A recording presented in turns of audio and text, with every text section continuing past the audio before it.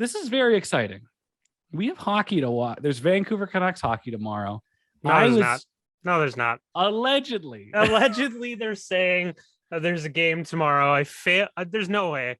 There's no way it's happening. It's gonna be like 6:53. They've already gone on the ice for warm up, and then it's You've curled up on the couch with your sandwich and your beer. My sandwich, my beer. I can't log into the New York Times portal to put in my article. IT's just being a bitch because they're on the East Coast. You didn't call at 2:00 when you're supposed to. Yeah, we all got issues. But again, this is happening. There's going to be Canucks hockey. Everybody's practicing. We're all very confused at this point, and just the roadmap of what the Canuck players and what NHL players have to go through in terms of COVID protocol and isolating and the periods that it takes. Like Jason Dickinson has been in Seattle isolating, or he's been in America since like New Year's Day. Like he hasn't come back to those Vancouver. Are the ones that are shitty that have like gotten stuck elsewhere and have been forced to quarantine. This is no fun. Like, are they canceling all these games because they have the entire month of February to like fill? Well, and they feel like they have that flexibility all of a sudden. Okay, Gita, I'm gonna pitch to you what is gonna happen verbatim. Okay. What's gonna happen is the Canucks have gotten these games delayed because a mixture of home dates. They want more people to be playing, so more gate revenue, more beers, more etc. Mm-hmm. What's going to end up happening is the Canucks have delayed these games, and they've also delayed like the rumored Senators game, so Ottawa doesn't have to come to the West Coast twice. They're going to do this road trip through Florida.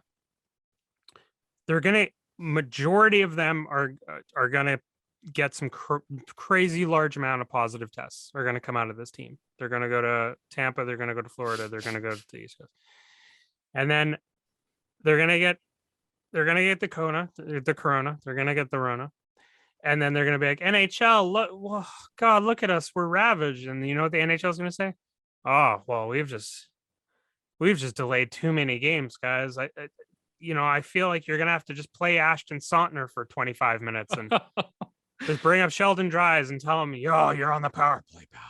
Well, it's gonna be exactly what happened last year. You need to play what happened last year. You need to play 9 games and 13 nights. And if you're not qualified for the playoffs, well, you still got to play them just because. Well, that's exactly what's going to happen. You're going to be in the second round of the playoffs, and there's like Ottawa still trying to finish the regular season. We've seen this before. Yeah.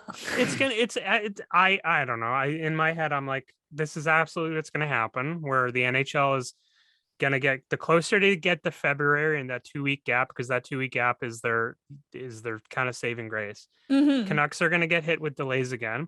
Mm-hmm. Yeah. And then for whatever, it's just going to be like, the Canucks they're going to get the short end of the stick. They've already been delayed coming off this crazy win streak and turning their season around. And now they play, 2 games against, 2 of the top teams in the NHL. Mm-hmm. And they're also going to a place in America where it's COVID. It does not exist.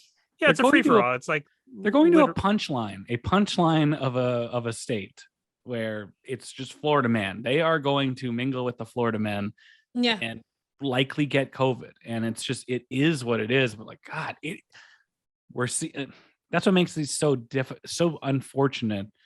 That like they're playing so well, they have all this momentum, everything's going great, but like literally every obstacle in their way that isn't poor performance is there to make sure that they thwart it somehow. And it's not normally it's some sort of NHL conspiracy, but at this time it just appears to be some sort of bad luck situation. I think it's really just akin to being a Canucks fan, where you're just preparing for the worst all the time.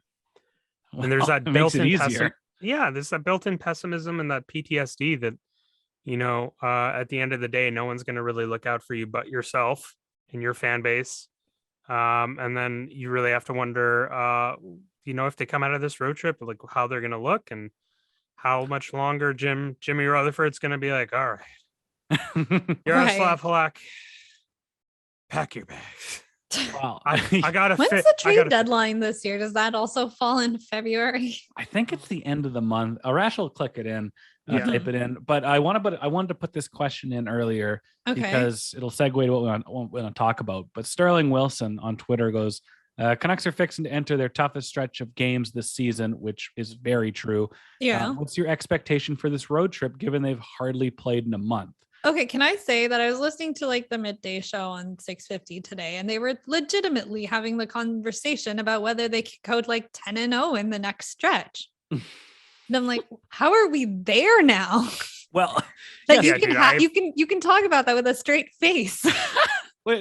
I mean, that's more of an overdrive TSN 5 conversation about how many Maple Leafs should make the Olympic team and why is it every one of them.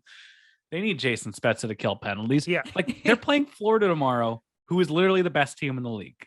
Right. Thursday night, they're going to play Tampa, who's the second best. Then they're going to Carolina, who's the third best. We are noticing a trend here. They're going to go to Washington, who, wow, they just lost an unremarkable game to Boston tonight. They're the fifth best. Then they go to Smashville to go to Third Man Records, where then they play the Preds, who are the sixth best team. And then when it's all said and done, they're going to come home and play those Florida Panthers again.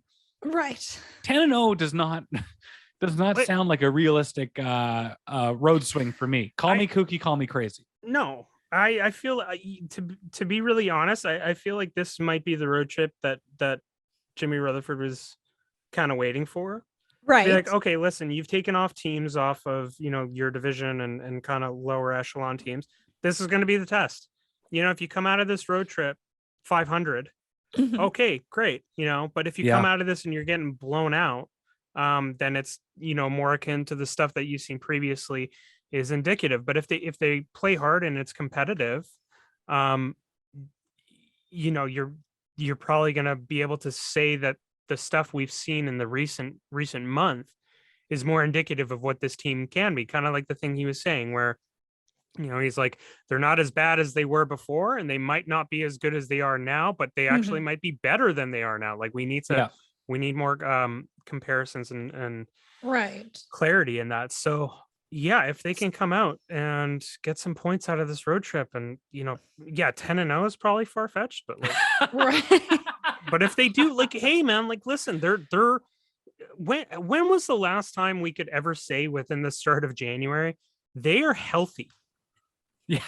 Like we're still saying this is really weird, but like we haven't finished even half of this NHL season yet, and it feels like we've that's been the here thing, right? Like now they've had this long break. They're practiced. So either they're going to be this well-rested team ready to like kickstart the second half of their year and forget what happened at the beginning, or they're going to be rusty. They're going to be rusty and everyone's going to come back to reality. Yeah. But we'll see.